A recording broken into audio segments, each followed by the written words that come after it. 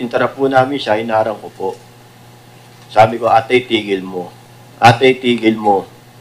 Ngayon po, hindi niya po tinigil. Kaysa naman po mapailaliman ako, doon na po ako sa wood. Hanggang tumatakbo po, tinulinan niya pa po yung pagtakbo niya at pinaandar pa po yung wiper. Sobrang takot din po ako noon. Pero inano ko po yun dahil gawa ng trabaho ko. Posible po pag nahulog ako, mamatay kaagad ako or ospital. Hanggang makarating kami sa bahay niya, pagbaba niya po ng sasakyan, minura niya po ako.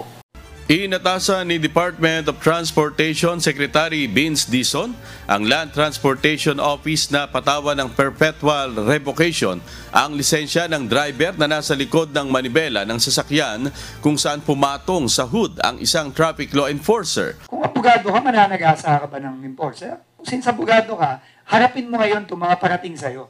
So, the LTO has already issued the suspension and the show cause order, and I've been informed by ASIC Vigor that the recommendation already and the order is to revoke perpetually